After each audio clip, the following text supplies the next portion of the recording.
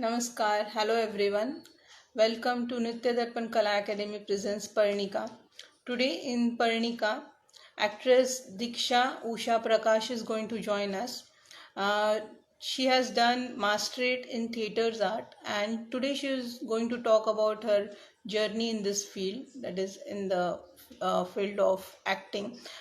She has also recently we have seen her in the popular serial that is Ratri Se Khel Chale Part 2, Series 2 as Bhivri character.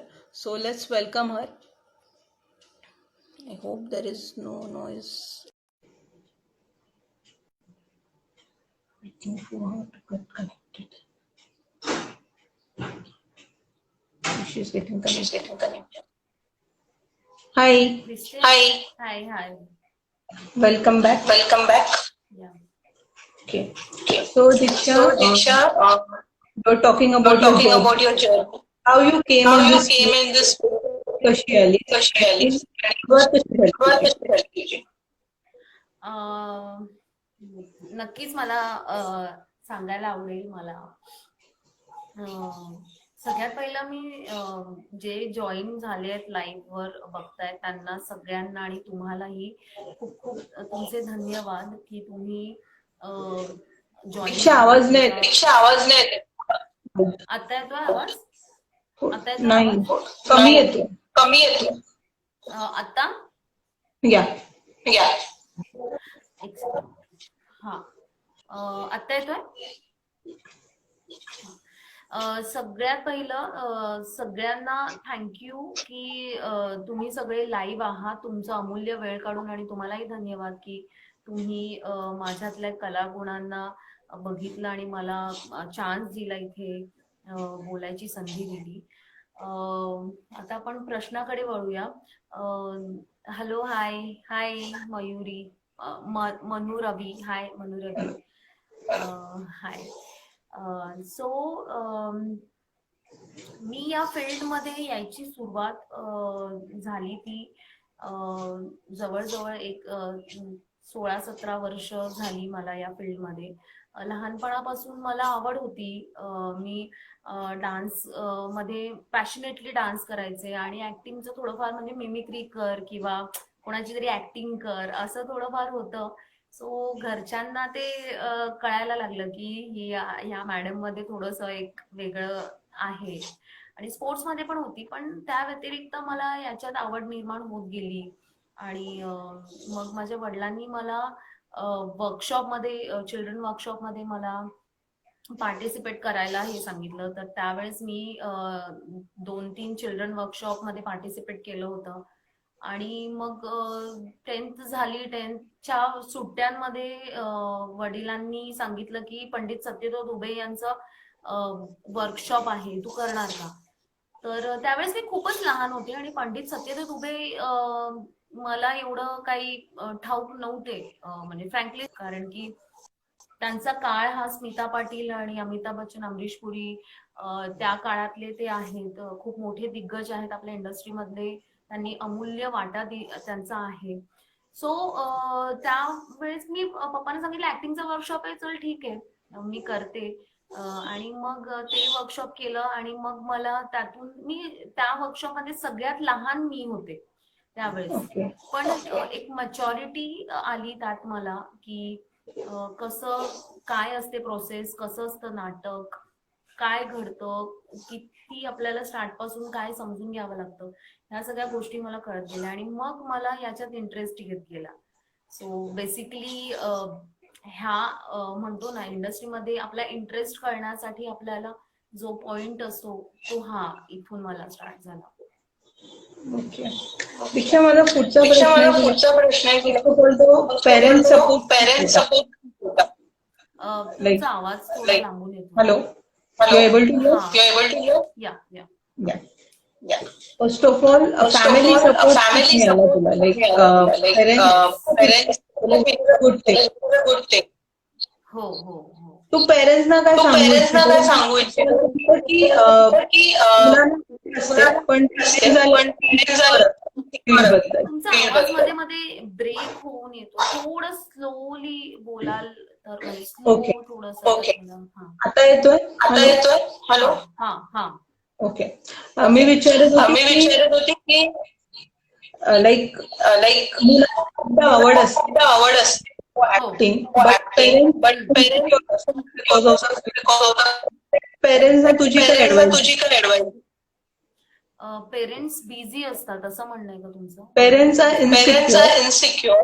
Okay अच्छा. तर what advice you what can advice give you can give. या field मध्ये येण्यासाठी या parents insecure असतात. Okay actually after all they are parents. So insecurity it means ती कुठल्या अँगलने असते याबद्दल आपण विचार केला तर तो प्रश्न मला वाटतं अजून सोपा होईल आणि सगळ्या म्हणजे बहुतेक ज्यांचे पाल्य आहेत आणि त्यांना जर का या इंडस्ट्रीमध्ये यायचा इंटरेस्ट असेल तर त्याच्यासाठी तुम्हाला इन्सिक्युरिटी म्हणजे कुठल्याही फील्डमध्ये इन्सिक्युरिटी ही असतेच. म्हणजे first of all financial insecurity पहिली असते. म्हणजे पहिल्यांदा आपल्या पेरेंट्सला हेच वाटतं की अरे या इंडस्ट्रीमध्ये काम येईलच, असं परमनंटली काम असं नाहीच आहे. सो फायनान्शियली आता भरपूर काम आहे पण काही वर्षांनंतर किंवा काही काळानंतर आपल्या पाल्याकडे काम असेल का किंवा स्वतःच ब्रेड बटर आपण कमवता येऊ शकतं तेवढं तरी त्याचं इन्कम आहे का. सो ही एक फर्स्ट इन्सिक्युरिटी आहे. आणि बाकी इतर गोष्टी इंडस्ट्रीमध्ये किंवा ते तर आपल्या सराउंडिंग गोष्टी घडतच असतात. पण मला असं मी सांगू इच्छिते की आपल्या पाल्याला तुम्ही जर का फक्त फोकस्ड आणि कॉन्फिडन्स दिला आणि तुम्ही पण तेवढेच कॉन्फिडन्स राहिला त्यांच्याबद्दल तर काय म्हणायचं झालं की जे आपण एक ट्रॅक समांतर याच्याने चालला तर ते तेवढं अवघड होणार नाही. मला असं वाटतं की ठीक आहे सगळीकडे प्रॉब्लेम्स येतात, सगळीकडे सगळ्या इंडस्ट्रीमध्ये प्रॉब्लेम्स येतात पण तुम्ही तो कॉन्फिडन्स जर का तुम्ही तुमच्या मुलांना दिला पॅरेंट्स ऍज अ पॅरेंट्स तर तुम्हालाही तुम्ही मेंटली स्टेबल असाल की हा ठीक आहे एवढ्या एवढ्या पॉइंट नंतर जर का काही प्रॉब्लेम आला, जर का कामं नाही मिळाली, काहीही प्रॉब्लेम झाला तर मी तेवढी तयारी ठेवतो की मी माझ्या पाल्याला कॉन्फिडेंटली तेवढ्याच पुढे देईल, सोबत राहून मी हे देईल.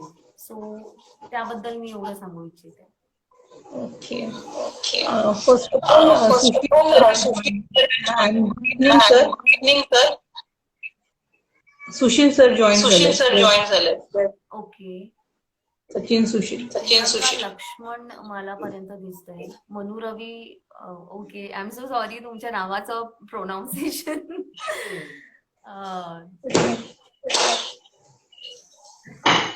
ओके माझा पुढचा प्रश्न तुला like how you started like तुझं फर्स्ट प्रोजेक्ट. ओके मी या इंडस्ट्रीमध्ये जॉईन झाले जवळजवळ 10-1 वर्षांपासून. माझं फर्स्ट प्रोजेक्ट म्हणजे अगदी सुरुवात बघायचं म्हटलं तर एक छोटस काम एका नाटकात अगदीच छोटस काम होतं मला. मॉब मध्ये होते मी, कॉलेज एकांकिकामध्ये. आणि मला वर्कशॉपचा एक्सपिरियन्स होताच पण मला घरच्यांनी म्हणजे माझे घरचे फार सपोर्टिव्ह आहेत मला. तर माझ्या पप्पांनी मला सांगितलं होतं की जे काही करशील ते मनापासून कर, भले ते किती छोटं असू दे आणि आपलं 100% चोख काम बजवायचं आपण. सो एका मॉब मध्ये मला नाटकात काम मिळालं होतं आणि मग त्याच्यानंतर मी अकॅडमी जॉईन केली. मी मास्टर्स केलं आणि मी अकॅडमी जॉईन केली आणि त्यावेळेस मला एका CRP मध्ये माझ्या सिनियरने काम दिलं होतं. संकेत म्हणून ते आहेत आणि माझं फर्स्ट हिंदी नाटक ते होतं आणि त्याच्यात मला फार मदत मिळाली, माझा कॉन्फिडन्स वाढला. त्यामुळे एकदम छोटंसं नाटक होतं ते, हिंदी नाटक होतं आणि स्टाईलाइज नाटक होतं. सो तिथपासून म्हणजे बेसिकली या इंडस्ट्रीमध्ये यायची सुरुवात अकॅडमी पासून मी सुरुवात केली, नाटकापासून. दीक्षा दीक्षा हॅलो हॅलो. हा बोला. ऑडियन्सना ना व्हॉइसचा प्रॉब्लेम व्हॉइसचा होतो. प्रॉब्लेम आय थिंक आय अच्छा I think I update update परत कनेक्ट व्हायला परत लागेल. कनेक्ट व्हायला ओके, लागेल. No problem, no problem. Shridhar sorry. Shridhar sorry. Hello, I hope voice problem नको यायला आता. Let's see. Okay.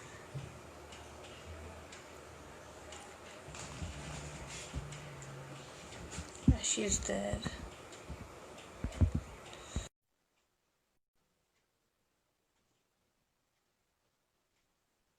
Please joining. Hello. Hello. Hi. Hi. Hi. Audio okay ना? ऑडिओ ओके ना? येस, थँक्यू सचिनजी, थँक्यू. माझा पुढचा माझा प्रश्न पुढचा प्रश्न about the about theatre. The theatres. उद्या असं उद्या होतं असं एक करणं करणं किंवा किंवा आपलं प्राय आपलं प्राय सारख्या सारख्या त्या किती त्या इम्पॉर्टंट? किती इम्पॉर्टंट. म्हणजे प्रायोगिक नाटक व्यावसायिक नाटकांच्या या ह्याच्यापेक्षा इम्पॉर्टंट आहेत असं इम्पॉर्टंट. तुम्ही विचार. ओके. प्रायोगिक नाटक म्हणजे नाटक आणि व्यावसायिक आणि प्रायोगिक नाटक या दोघांमध्ये बराच फरक आहे. बहुधा म्हणजे एक कलाकृती आहे जी प्रायोगिक नाटक म्हणजे एक कलाकृती आहे जी अगदीच लहानपासून सुरुवात होते आणि ती एका प्रायोगिक लेवलवर केली जाते की हे नाटक किती जणांना आवडतंय की किती जणांपर्यंत पोहोचतंय किंवा किती हे नाटक आवडून मॉक पब्लिसिटी किती होते आणि त्यावर डिपेंड असतं की हे सगळ्या गोष्टी झाल्या तर मग आपण व्यावसायिक नाटकाचा विचार करतो. तर ऑब्व्हियसली प्रायोगिक नाटक हे महत्वाचं आहेच कारण की त्याच्यात भरपूर well known artist, well known actor, director, set designer पासून लाईट डिझायनर पासून हे प्रायोगिक लेवलला नाटक करतात आणि जर का ती कलाकृती खूप छान झाली तर ती पुढे आणि व्यावसायिकला हे पुढे नेतो, कॅरी फॉरवर्ड करतो. सो मला असं वाटतं बेसिकली की प्रायोगिक नाटक हे करणं तेवढंच महत्वाचं आहे की तेव्हा तुम्हाला कळतं की तुमच्यातल्या उणीवा किती आहे किंवा तुम्हाला अजून किती लोकांचे यु नो कमेंट मिळत आहेत की हे नाटक अशा प्रकारे असलं पाहिजे, हे नाटक अजून अशा प्रकारे केलं तर छान खुलवता येईल आणि आपण हे नाटक अजून एफर्ट टाकून ह्याच्यात काही थोडेफार चेंजेस केले तर हे नाटक अजून कसं खुलेल, आपलं किती चांगलं हे होईल, हे आपल्याला प्रायोगिक नाटकातून कळतं. सो व्यावसायिक नाटक आणि प्रायोगिक नाटक तेवढंच महत्वाचं आहे. ओके. ओके. माझा पुढचा माझा प्रश्न पुढचा आहे, प्रश्न आहे, तुझा स्ट्रगल तुझा कसा स्ट्रगल कसा होता? माझा या इंडस्ट्रीमध्ये स्ट्रगल अजूनही म्हणजे सुरू आहे बघायला गेलं तर तसं. कारण की मला बेसिकली या फील्डमध्ये माझं असं कोणी नाहीये की माझे वडील नाहीयेत, माझं कोणी रिलेटिव्ह या फील्डमध्ये नाहीये आणि थिएटर आर्ट पास आउट झाल्यानंतर फार अशी एनर्जी होती कारण की तिथे 2 वर्ष तुम्हाला खूप छान मेंटली, फिजिकली आणि तुमचा जो स्केने असतो तो खूप तुमचा अगदीच जगात तुम्ही कुठलाही तुमचा स्केनो फार मोठा बनवला जातो त्यामुळे तुमच्यात कॉन्फिडन्स खूप असतो. सो आम्ही पासआउट झाल्याच्या नंतर ऑडिशन्स ग्रुपने द्यायला जायचो आणि एकमेकांना मेसेजेस फॉरवर्ड करायचो की इथे असं असं आहे, हे कॅरेक्टर आहे वगैरे. आणि बेसिकली बघायला गेलं तर माझा रंग सावळा आहे तर मला माझे सर आणि बॅचमेट्स मला सांगायचे बघ तुला ना खूप चांगली लवकर कामं मिळतील का, कारण की जे रिअलिस्टिक कॅरेक्टर्स आहेत, जे रिअलिस्टिक आपण बघतो म्हणजे सैराट सारखं, तर ते रिअलिस्टिक कॅरेक्टर्सचा आणि आता ती एक इंडस्ट्री मध्ये ते वाव मिळत चाललेला आहे तर तुला नक्की मिळेल. सो खूप छान वाटायचं तेव्हा, खूप कॉन्फिडेंट फील व्हायचं. पण ज्या वेळेस आपण त्या पाण्यात उतरतो, ऍक्च्युअल पाण्यात उतरतो, त्यावेळेस आपल्याला कळतं की कुठे दगड आहे, कुठे खूप खोल आहे, कुठे आपल्याला पाण्यात राहून कसं आपल्याला सर्व्हाइव्ह करायचंय, त्यावेळेस अगदीच ते आपल्याला जाणवायला लागतं. आणि मग ऑडिशन्सवर ऑडिशन्स, मग मी बरीच फ्रेंड सर्कलमध्ये किंवा फ्रेंडच्या रेफरन्सने असे बरीच कामं केली.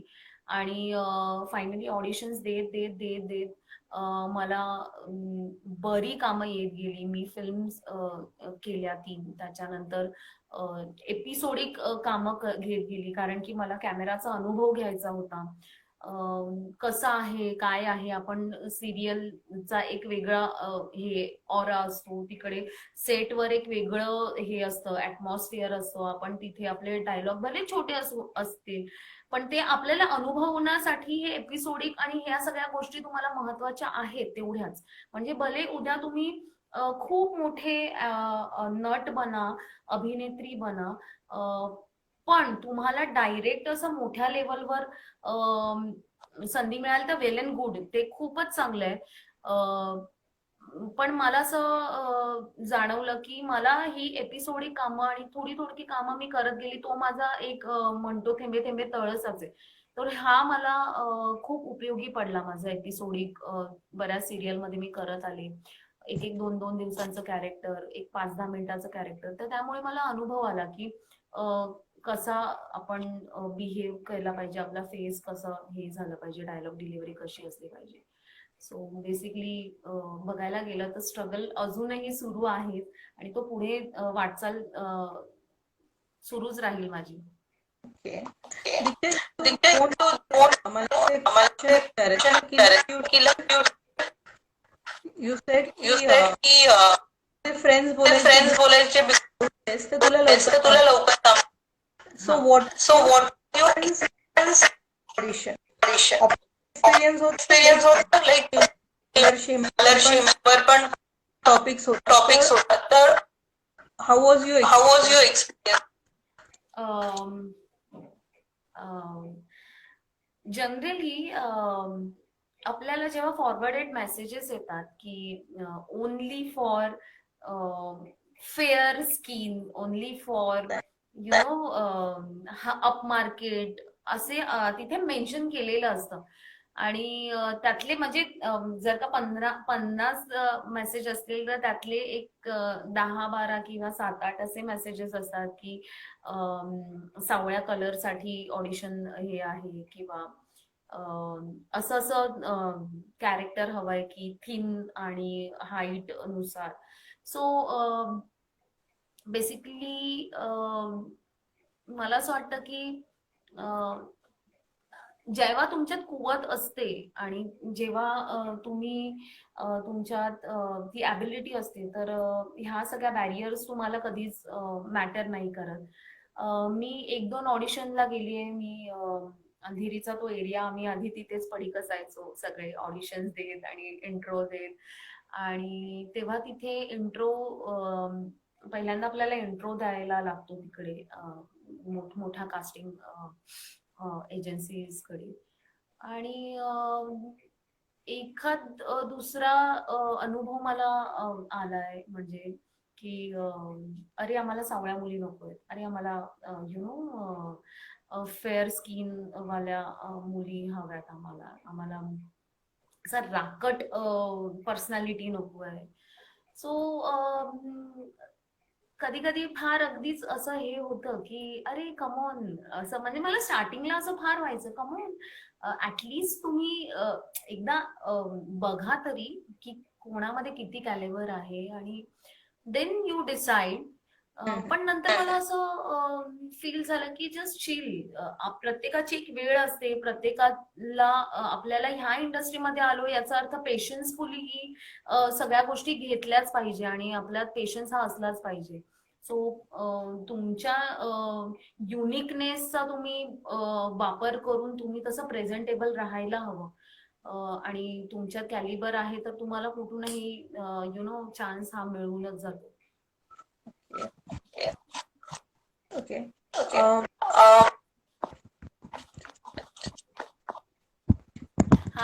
बंटी, हॅलो, नमस्कार. तुझा सगळ्यात सगळ्यात फेवरेट फेवरेट केलंय त्यातलं केलं सगळ्यात त्यातलं सगळ्यात माझं favourite role role what what ever ever तुझं तुझं काम काम okay. Thank you Shubham, thank you very much, धन्यवाद. अम, माझं बघायला गेलं तर फेवरेट कॅरेक्टर हे भिवरी, रात्री खेळ चाली दोन मधलं माझं सगळ्यात म्हणजे आतापर्यंतच्या जर्नीमध्ये माझं बरेच कॅरेक्टर केले, पण मला भिवरी हे कॅरेक्टर जास्त आवडतं आहे माझं ते कॅरेक्टर. का तेही मी सांगू इच्छिते, कारण भिवरी हे नाव युनिक आहे आणि मला जो लुक होता त्या सिरियल मधला माझा, तो अगदीच सर्वसामान्य आणि डस्की स्किन आणि अगदी राकट कॅरेक्टर होतं ते माझं.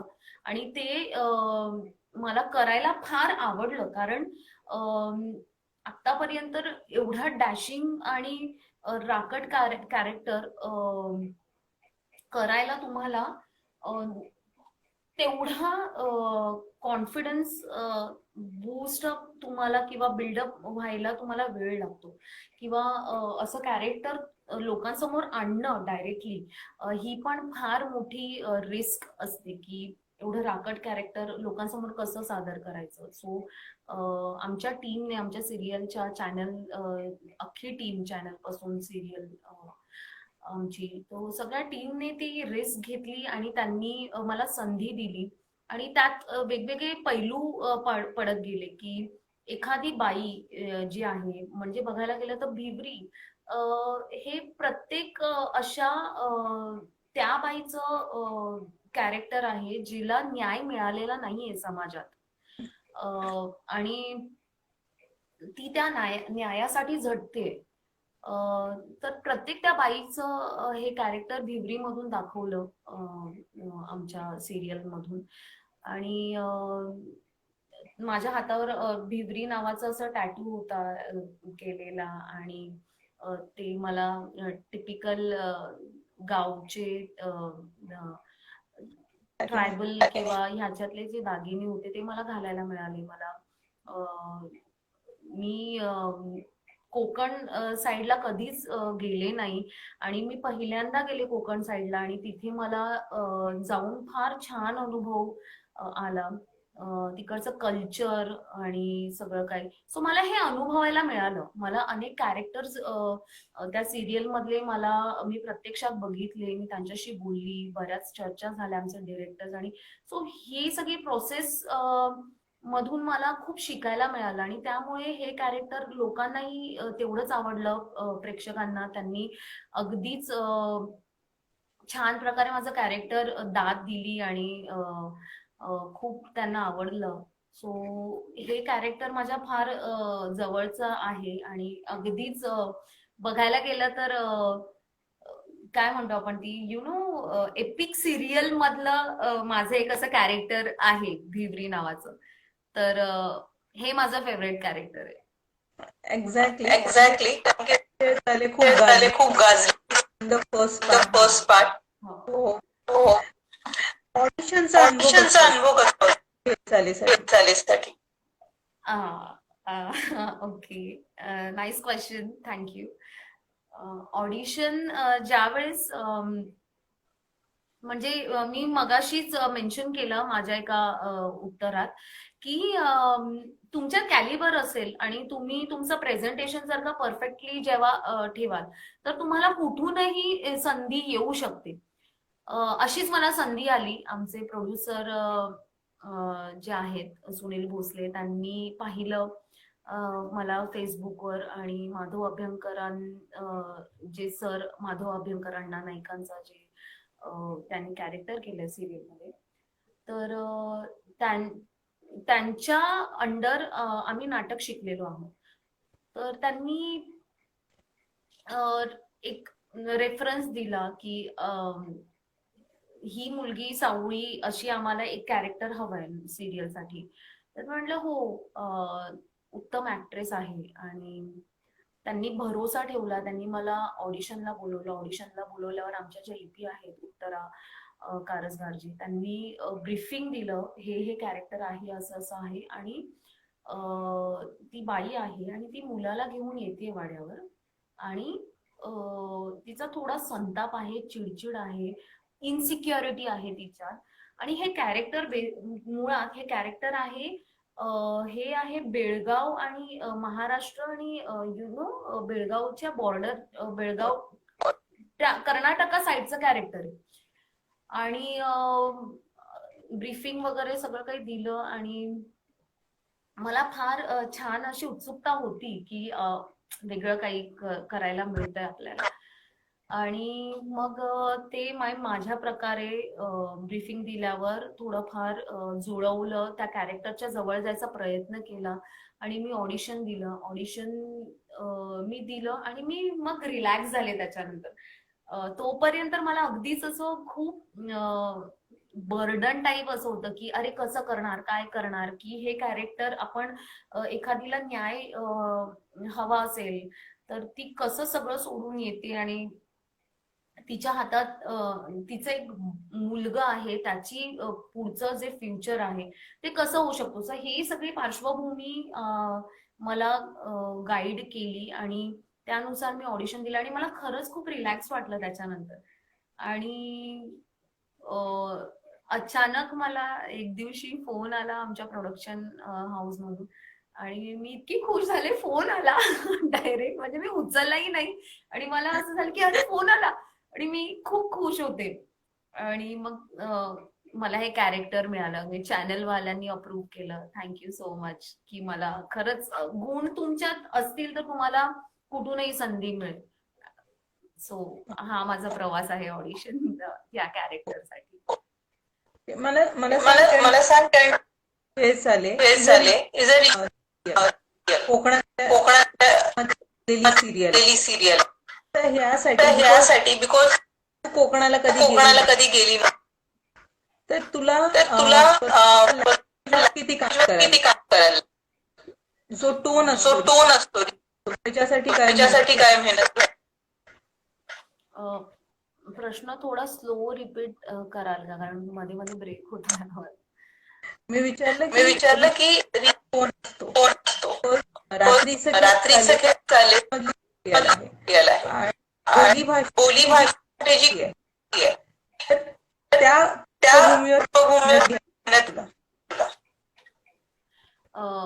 बोली भाषेतली जी टोन आहे, लहेजा आहे, त्याबद्दल मी काय एफर्ट घेतले हा क्वेश्चन. हा ओके. बोली भाषेतील कॅरेक्टर नुसार तुम्हाला सांगितलेलं असतं की हे कॅरेक्टर असं असं आहे. सिरियल कोकणात बेस तिचा कोकणातला असला तरीही हे कॅरेक्टर सगळ्यांपेक्षा वेगळं आहे. हे कोकणातलं नाहीये कॅरेक्टर. आणि मला आमचे रायटर आहे सिरियलचे राजू घाग म्हणून, त्यांना माहिती होतं की बेळगाव आणि त्या साईडचा लहेजा कसा आहे. सो त्यांनी मला स्टडीसाठी काही व्हॉइस क्लिप पाठवल्या, त्या मी ऐकल्या. आमचे डायरेक्टर आहे राजू सावंत सर, त्यांनी मला एक ए शेट हा जो एक लहेजा आणि ह्याच्यात एक जे सगळं ठामपणे बोलणार आहे, म्हणजे आजपर्यंत अण्णा नाईकांना कोणी ए म्हणून असं संबोधलं नसेल. सो एकेरी बोलणं आणि त्यात पण तेवढा कॉन्फिडन्स असणं, हे मला आमच्या डायरेक्टर सरांनी भरपूर मेहनत घेतली त्याच्यावर, की तो बेस मध्ये आवाज राहून तुमचा तो लहेजा आणि तो स्ट्रॉंगनेस तुम्ही कसा जपला पाहिजे. सो ज्या वेळेस मी ए शेट असं म्हणेल त्यावेळेसच सगळं काही तुम्हाला समोरच्याला कळलं पाहिजे की ही बाई च्या कॅरेक्टर कसं आहे. आणि बिंग कोकणातली भाषा ही मला थोडी फार येते, अगदीच थोडीफार. तर पण मला समजते, थोडी थोडी नाही, बऱ्यापैकी समजते. पण बोलताना थोडंफार माझं थोडंसं हेजिटेशन होतं की म्हणजे मला त्यातले थोडे थोडे शब्द येतात की त्या काय करतयस असं. सो माझे जे फ्रेंड आहेत, आमची टीम आहे, त्यांनी मला मदत केली की कसं बोलायचं, करेक्ट करणं, कसं बोलणं. आणि माझे फ्रेंड सर्कल कोकणातलेच आहे, तळ कोकणातले बरेच आहेत. या सिरियलमुळे बरेच माझे फ्रेंड तळ कोकणातले, त्यांच्याशी मी बोलू शकले, त्यांच्यासोबत मी राहू शकले. तर ते सांगतात कल्चर कसं आहे आमच्या इथे, काय होतं, कसं होतं. आणि फार सुंदर आहे कोकण. खूप छान वाटलं मला तिथे, म्हणजे निसर्गरम्य वातावरण. Okay, my okay next my next struggling. Struggling आपण आपण परत हम्म. स्ट्रगलिंग स्ट्रगलिंग हा हा जो फील बहुधा असं बहुधा असं होतं, आज काम आज काम आहे, सपोज सपोज एक काम एक काम एक 2 वर्ष, पण पण त्यानंतर त्यानंतर project how you how manage you manage ते. ओके. त्याच्या आधी, उत्तर द्यायच्या आधी मी विष्णुप्रियाला थँक्यू बोलू शकते. Thank you so much, thank you. Struggle बघायला गेलं तर हा शब्द बघायला गेलं, स्ट्रगल हा शब्द जर का आपण घेतला तर फारच जड आहे, अवघड आहे. आणि घेतला तर तुम्ही तुमच्या प्रकारे स्ट्रगल करू शकता. तो स्ट्रगल हा शब्द बेसिकली कुठल्याही याच्यानुसार वापरला जातो.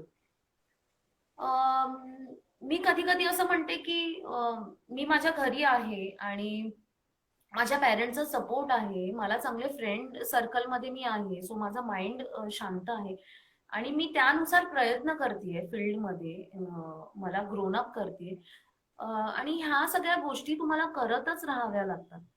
आणि आणि पोट मारून जगणं आणि तुम्ही धावपळ करणं, गधा मजुरी जर का तुम्ही करत असाल आणि तुम्ही त्यालाच स्ट्रगल म्हणत असाल, तर थोडस आपण आपल्यात विचार झाकून विचार केला पाहिजे या गोष्टीचा. तुम्ही जेवढं नॉलेजेबल राहाल, तुम्ही बुक्स वाचाल, तुम्ही छान छान फिल्म्स बघाल, तुम्ही शॉर्ट फिल्म्स बघाल, तुम्ही नाटक बघाल, तुम्ही वेगवेगळ्या लोकांशी भेटाल, बोलाल, वर्कशॉप कराल, तर तुम्हाला कळत जातं की आपण कुठकुठल्या प्रकारे आपल्याला पैलू पाडू शकतो आपल्या स्वतःला.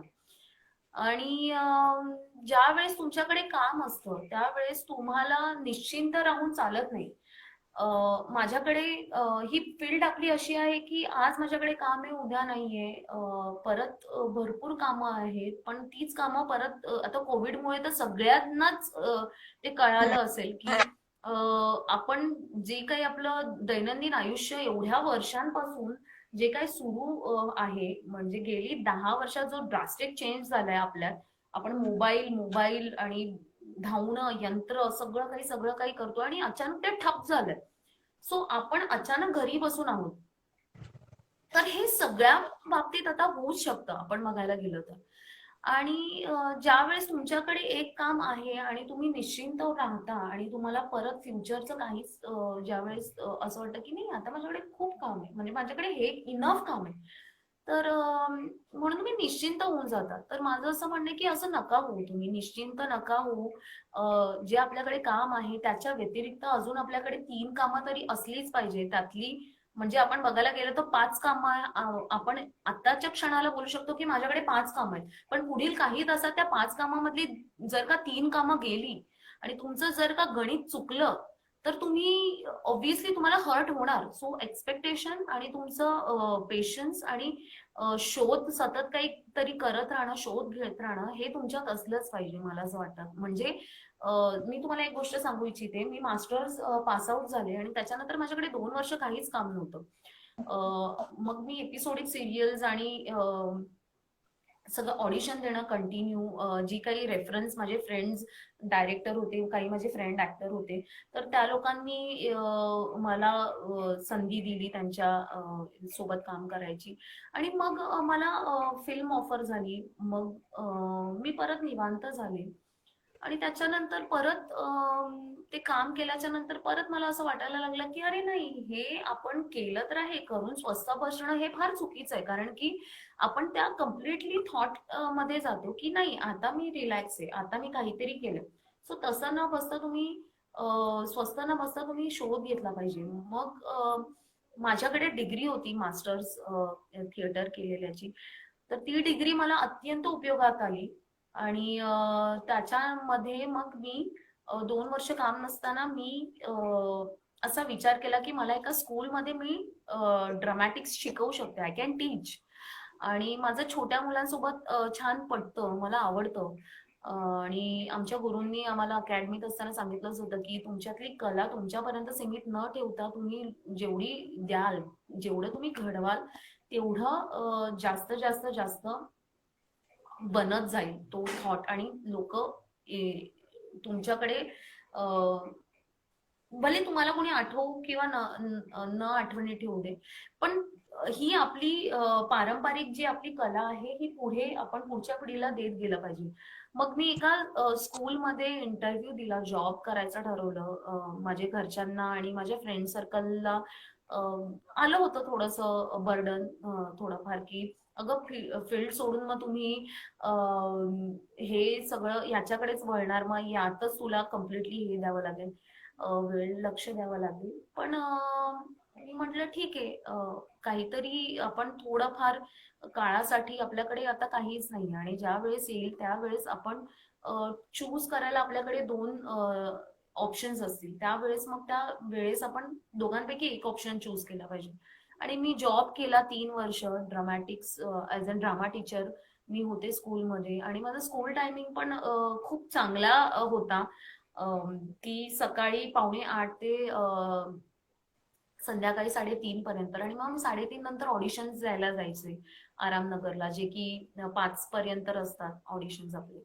आणि मग मी ऑडिशन्स द्यायची साईड बाय. आणि ही सिरियल मग मला तशीच मिळाली, मी कामं केली.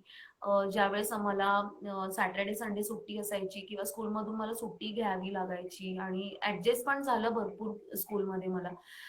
त्यामुळे तुमच्याकडे एक फिक्स्ड इन्कम येत राहतं.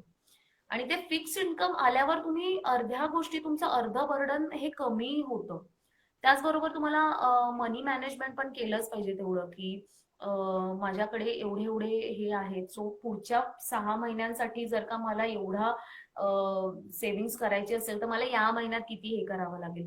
आणि नशिबाने म्हणावं तर मला या सिरियलमध्ये ऍडजस्टमेंट पण मिळाली. म्हणजे ही सिरियल करताना मी स्कूलमध्ये जॉब पण करायचे आणि ते मला ऍडजस्ट करायचे स्कूलवाले पण, आणि सिरियल मध्ये पण ऍडजस्ट करायचे. जनरली माझं शूट सॅटर्डे संडेच्या मध्ये लावायचे. सो मग मी सकाळी रात्री ट्रेन पकडायची, सकाळी पोहोचायची, शूट करायची, परत रात्री ट्रेन पकडायची, सकाळी पोहोचायची, मग स्कूलला जायची. असं सॅटर्डे संडे मध्ये ते बरंच ऍडजस्ट केलं गेलं, म्हणजे दोन्ही साईडने.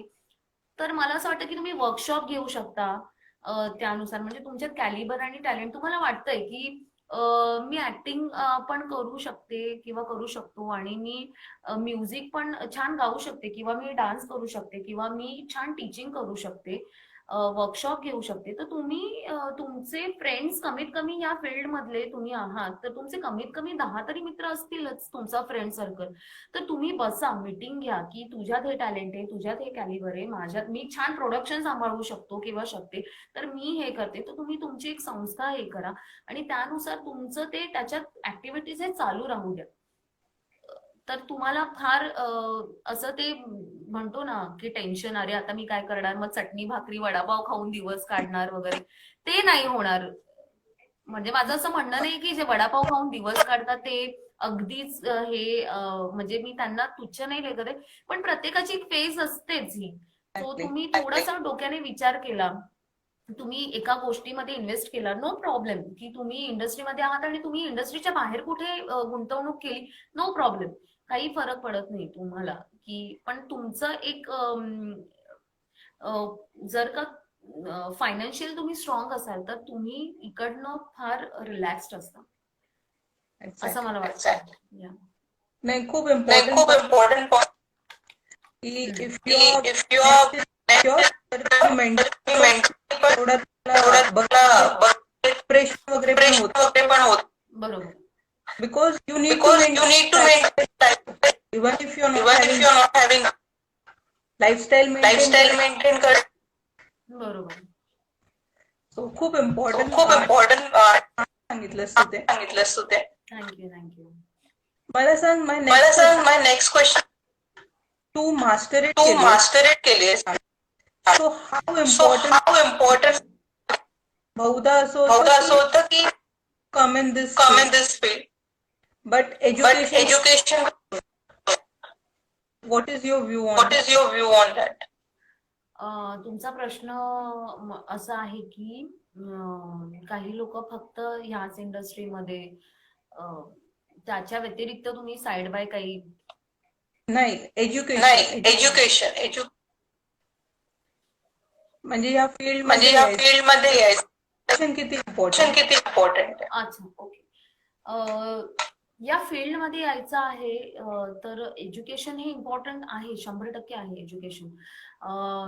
कारण की तुम्हाला सगळ्या गोष्टीचं नॉलेज असलंच पाहिजे. तुम्हाला वाचन मुळात असलंच पाहिजे, त्याच्याशिवाय तुम्हाला पर्याय नाहीये.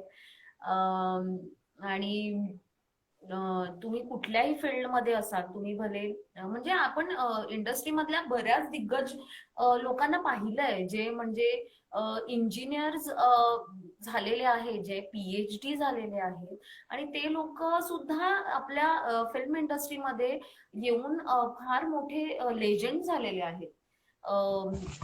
तर मला असं वाटतं तुम्हाला एज्युकेशन हे मोस्ट इम्पॉर्टंट गोष्ट आहे. तुम्ही फक्त ह्या फील्डवर डिपेंड राहणं गरजेचं नाहीये तुम्हाला. म्हणजे जनरली मला सुद्धा लहानपणी असं वाटायचं की मी जर का या फील्डमध्ये मला काही कामं मिळत गेली तर मला स्टडी नाही करावा लागणार. मला पण असंच वाटतं. मला पण असंच वाटतं हो, स्टडी करावा नाही लागणार, आपल्याला सुट्टी मिळेल आणि काम ते टिपिकल शाळा जाणं, सकाळी उठणं आणि मग ते सगळं वया पूर्ण करणं, एक्झाम्स देणं, ह्या सगळ्या गोष्टी तुम्हाला कराव्या लागणार नाही. पण नाही, असं नसतं. ज्या वेळेस पाण्यात, मी मगाशी पण म्हटलं, आपण जेव्हा वेळेस पाण्यात उतरतो तेव्हा आपल्याला कळतं की किती खोली आहे आणि आपल्याला कितपत स्वतःला ग्रोनअप करावा लागेल.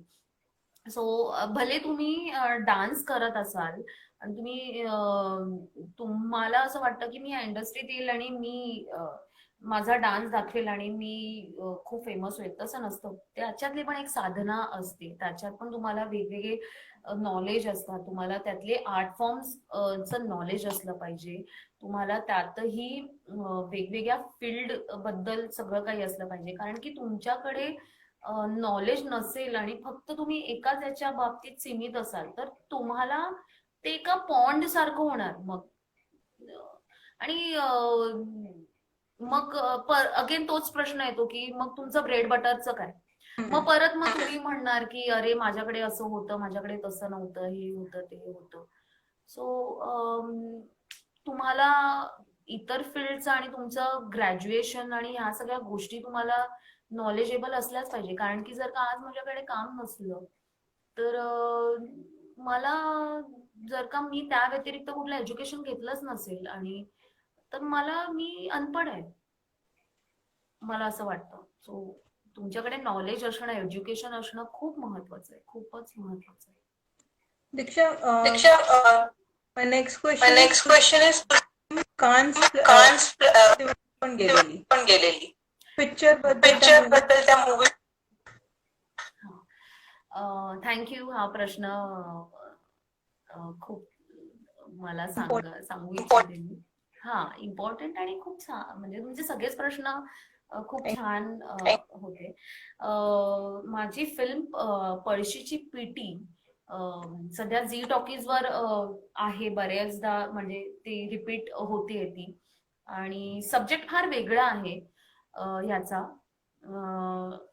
स्पोर्ट्सवर आहे की आपल्या रुरल एरियामध्ये, आपल्या भारतातल्या म्हणायला गेलं किंवा महाराष्ट्रातल्या म्हणायला गेलं तर रुरल एरियामध्ये जे टॅलेंटेड स्टुडंट्स आहेत, तर म्हणजे अगदीच अगदीच खेडेगाव जे म्हणतो त्यातली एका मुलीची ती स्ट्रगलची त्या स्टोरी आहे की एक टॅलेंट आहे, खूप जबरदस्त टॅलेंट आहे आणि ते टॅलेंट कशा प्रकारे दाबलं जातं, तुमचा समाज तुम्हाला कशा प्रकारे वर येण्यापासून अडवत असतो, तुम्हाला दाबत असतो आणि त्यातूनही तुमची जिद्द दाखवून देते की तुम्हाला कुठल्या लेवलवर जायचं आहे.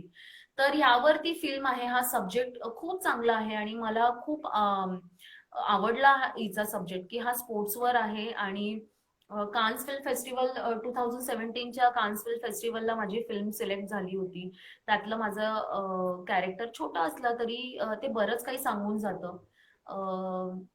तर ही फिल्म कान्स फिल्म फेस्टिवलला गेली, त्याची दखल घेतली गेली इंडस्ट्रीने, चित्रपट महामंडळ आणि म्हणजे इंडस्ट्रीनेच दखल घेतली गेली आणि प्रेक्षकांनी सुद्धा ती पाहिली.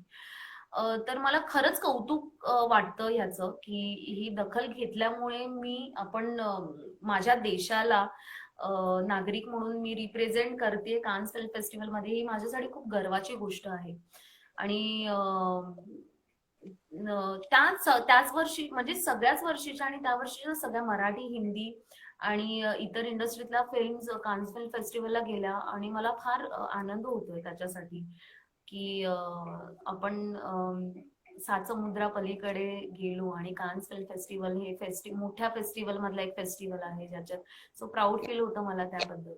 आणि त्यातल्या कॅरेक्टर बद्दल एक मी सांगू शकते, थोडस वेळ घेते तुमचा एक मिनिटाचा, की तेही कॅरेक्टर माझं असंच होतं की ती एक आई आहे आणि माझं आईचं कॅरेक्टर होतं त्यातलं. ती आई आहे जी ला माहिती आहे की माझ्या स्वतःच्या मुलीमध्ये काय कॅलिबर आहे, स्वतःच्या मुलीमध्ये किती टॅलेंट आहे आणि ते वाया जाऊ नये. म्हणजे समाज आपला असा आहे की जो सतत आपल्याला मुलींच्या बाबतीत, मुलांच्याही बाबतीत होतं, पण मुलींच्या बाबतीत थोडं जास्त घडतं की घरातून बाहेर निघण्यापासून प्रश्न असतो की कुठे चालली, काय चालली, कशासाठी चालली, कधी येणार, काय चाललंय वगैरे हे सगळं असतं. सो हे सगळं एका आईला माहिती आहे की आपली मुलगी आहे आणि तिच्या बाबतीत लोक हळूहळू समाज बोलायला लागलाय, पण तिला माहितीये की तिच्या मुलीमध्ये खूप टॅलेंट आहे आणि तिच्याकडे शूज नाहीये, तिच्याकडे ऐशोआराम नाहीये, तिच्याकडे परिस्थिती नसताना सुद्धा ती झगडून तिच्या मुलीला पुढे आणण्याचा प्रयत्न करते. पण समाज अलाउ नाही करत आहे त्या सगळ्या गोष्टीला. तर असं ते कॅरेक्टर मला मिळालं. त्याबद्दल मला फारच गर्व वाटतो मला त्या बाबतीत. आणि मला आमचे डायरेक्टर आणि आमची पळशीची पेटी अख्खी टीमने मला संधी दिली, त्यामुळे once again congratulation. Thank you so much. खूप खूप ओके. ओके. बिफोर तुला रिक्वेस्ट आली कमेंट वाचायला रिक्वेस्ट. अच्छा, सॉरी. मी कमेंट्स बऱ्याच कमेंट्स आहेत. खूप छान कमेंट. ओ अच्छा. मी बघितला नाही कमेंट, सॉरी. मी त्याच्यात गुंतले गेले. पण सगळ्यांना थँक्यू, सगळ्यांना थँक्यू सो मच की सगळे बघतायत आणि मला कमेंट दिले. ओके. ओके. दीक्षा, तुला कसं वाटलं आमच्या? खूप छान वाटलं मला ज्यावेळेस तुम्ही मला विचारलं. आणि थँक्यू सचिन सुशीलजींचं, आणि त्यांच्या थ्रू मी तुम्हाला भेटले. आपण भेटलो दादरला आणि खूप पॉझिटिव्ह तेव्हाही मला व्हायब्रेशन्स होते. आणि आपली अजून एक फ्रेंड, आपण चौघं असे दादरला भेटलो. तर मला खूप छान वाटतंय की मला या लेवलवर संधी दिली. मी जास्त सोशल मीडियावर नसते, पण हा मला बहुतेक माझे फॅन्स पण विचारत असतात की मॅम तुम्ही सोशल मीडियावर का नाही आहात वगैरे.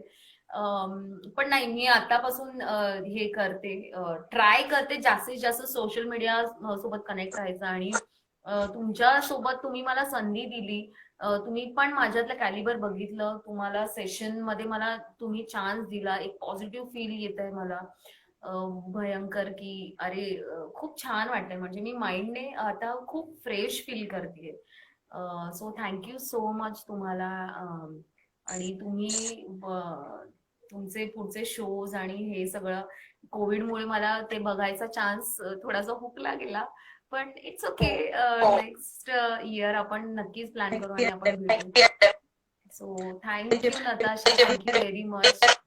आणि मला संधी दिली तुमच्या पेजवर, म्हणजे तुमच्या ह्या अकॅडमी पेजवर तुमच्या इथे बरेच दिग्गज लोकांचे इंटरव्ह्यू झालेले आहेत आणि ते मी पाहिले. आणि मला कुठेतरी असं मनात असं हे झालं होतं की अरे यांच्या पुढ्यात तर मी जस्ट न्यू कमरच मानेल मी स्वतःला, आणि एवढे दिग्गज लोकांसमोर मी कसं बोलणार, मी काय हे करणार. पण तुम्ही अगदीच मला खूप छान फील करून दिलं, की कम्फर्टेबल फील झालं मला. So really thank you very much. Thanks a lot. Thank you आणि फॉर युअर future आणि लवकरच भेट अँड होपफुली आपल्या लवकर होऊन दे. हो. नताशाजी, मला एक गोष्ट मी सांगू इच्छिते सगळ्यांनाच, की तुम्ही नो मॅटर तुम्ही कसे दिसता, नो मॅटर तुम्ही कुठल्याही खेडेगावातून आल्या आहात, नो मॅटर तुम्ही मिडल क्लास फॅमिलीतून बिलॉंग करता, ते तसं काहीही मनात ठेवू नका. तुम्ही फक्त स्वतःवर विश्वास ठेवा आणि तुमचं जे कॅलिबर आहे, तुमच्या जे टॅलेंट आहे, तुम्ही त्यावर सातत्याने विश्वास ठेवा आणि त्याबद्दल सातत्यावर स्टडी करा त्याच्यावर तुम्ही. आणि मग तुम्ही जे काही कराल ते कॉन्फिडेंटली करा. आणि भले आपले डिसिजन्स काही वेळ चुकतात, आणि होऊ शकतं हे आपल्या बाबतीत, तर त्याच्यात तुम्ही डगमगून जाऊ नका, त्यात तुम्ही स्वतः हार नका मानू.